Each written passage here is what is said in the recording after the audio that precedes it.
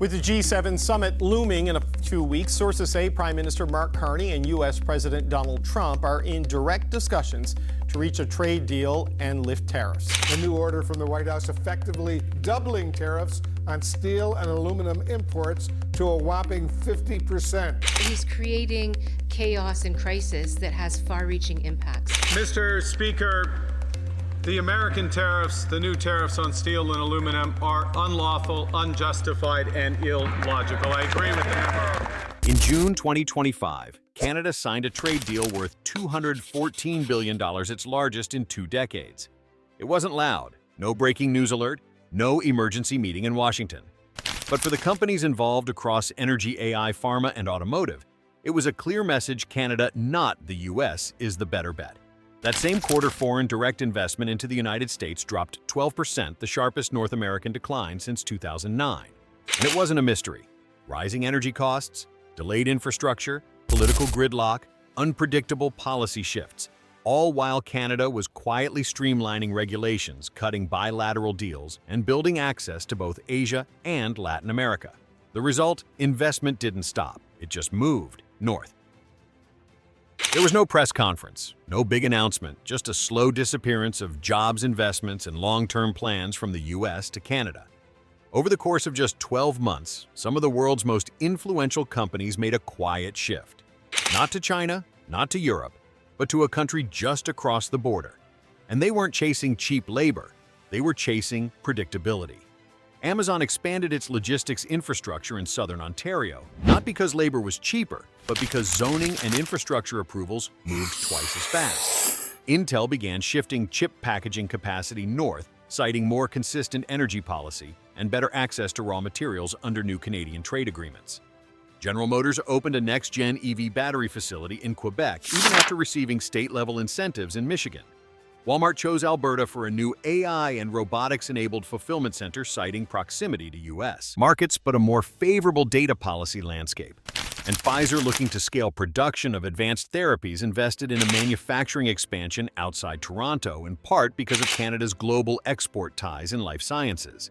These weren't short-term bets. They were fixed infrastructure moves: warehouses, assembly plants, server farms, clean rooms, research labs, and thousands of permanent jobs.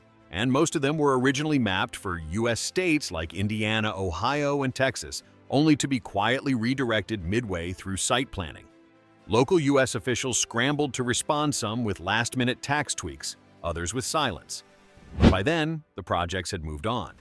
This wasn't about running away from America. It was about finding an easier place to build the future. For years, the default narrative was that companies offshored for cheaper labor or lower taxes. But in 2025, that wasn't the story. What pushed capital out of the U.S. wasn't just cost, it was complexity. Executives across sectors pointed to a mounting list of risks that had little to do with spreadsheets and everything to do with predictability. Like you just mentioned, that are really difficult to source here in the U.S. Look, all of our major components are built in the U.S. or USMCA compliant. Seats, transmission engine, axles, braking systems, steering systems.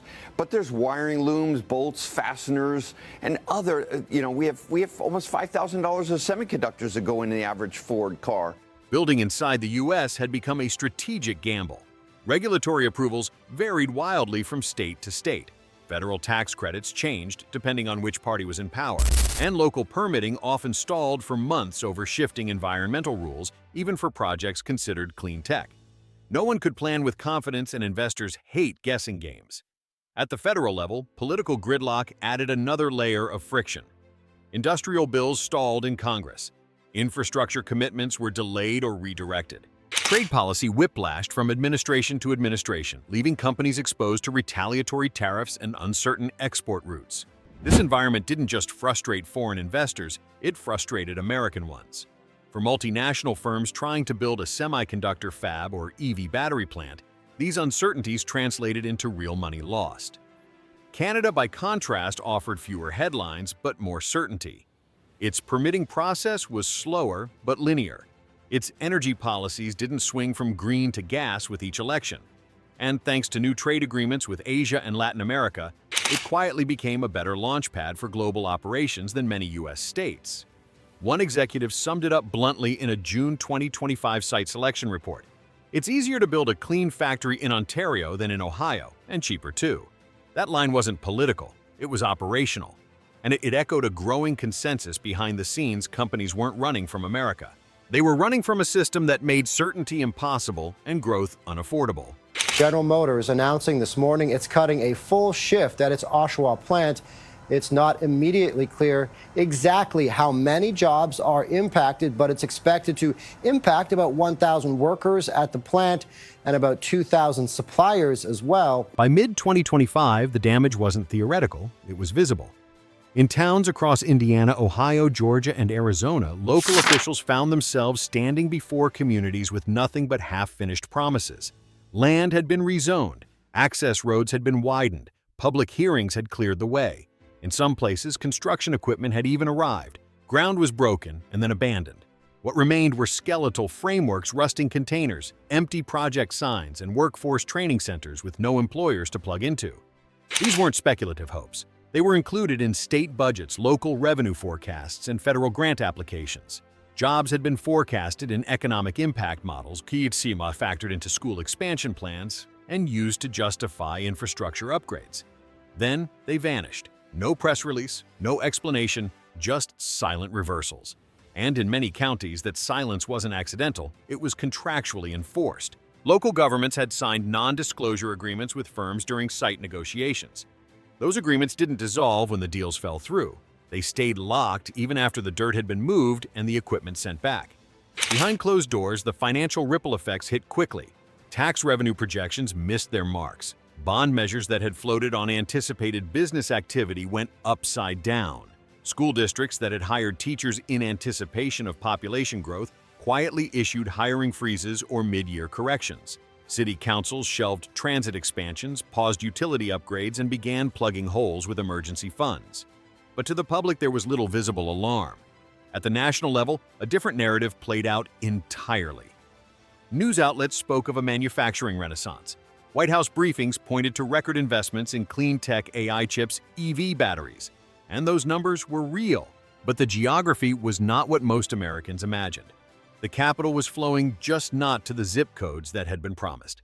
Instead, those gigafactories and research hubs were rising in Ontario, Quebec, Nuevo Leon, and Sinaloa.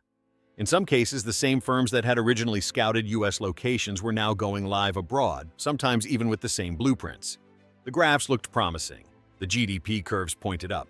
But the maps told a colder truth. This wasn't economic collapse. There was no market crash, no public panic. It was something slower, quieter, a freeze. The dollars kept moving. The machines kept running. The breakthroughs kept coming, just not on American soil. To most people reading headlines in 2025, the shift looked like a trade story, a set of smart regional realignments. Some companies going north, some going south. Natural market behavior. But look closer, and you'll see something else. A slow erosion of global confidence in America's ability to deliver not just for investors, but for its own future. This wasn't about tax rates or factory wages. It was about credibility, the unspoken advantage the U.S. held for decades. For much of the 20th and early 21st century, America wasn't just where innovation happened. It was where things got built. If your company had the capital, the talent, and the ambition, you brought it to the U.S., not because it was easy, but because it was reliable. That's no longer the case. In 2025, the OECD's Investment Confidence Index ranked Canada above the U.S. for total capital inflow across North America, the first time that's happened in over a decade. And it wasn't close. Canada attracted tens of billions in new clean energy, biotech, and chip manufacturing deals, not only from international investors, but from American companies themselves. These weren't one-off projects. They were long-term infrastructure commitments, the kind of anchor developments that shape regional economies for decades. And they weren't announced with much noise because they didn't need to be. The decision had already been made better to build elsewhere than gamble at home. South of the border, Mexico's role has changed entirely. It's no longer a stopgap, it's a strategy. Automakers, electronics suppliers, and logistics firms are now shifting core operations to states like Nuevo Leon and Guanajuato, locations that just 5 years ago were considered secondary or overflow. Today, they're central nodes in a new North American supply chain with higher build quality, faster permits, and cleaner trade access than their U.S. counterparts. Even across the Pacific, there's movement. Asian governments and investors are bypassing U.S.-led trade frameworks, opting instead to sign bilateral deals with Canada, Australia, Brazil, countries seen as less politically volatile, more transparent, and more willing to honor industrial partnerships without sudden reversals. The U.S. isn't collapsing. It's not a failed state. But it is being systematically passed over, not in crisis, but in rhythm. One project here, another there. And over time, a pattern. The dollars are still moving. They're just not landing here. That's the quiet shift. The kind that doesn't show up on a single graph, but becomes undeniable when all the graphs start pointing away. And the most dangerous part, trust the foundation of investment doesn't fall overnight. It leaks. It drips out of boardrooms. It skips a location. It favors the safer bet, until eventually it's gone. And once it is, it almost never comes back the same way. America still leads in invention. It still funds the patents. It trains the engineers, builds the prototypes, takes the risk. But if the factories are breaking ground in Canada, if the chips are packaged in Mexico, if the batteries are assembled across the border, what's being led and what's being left behind? This isn't about blame. It's about attention. Look closer at the headlines we call progress. Ask where it's really happening and who benefits. If leadership doesn't happen at home, then sooner or later, it belongs to someone else.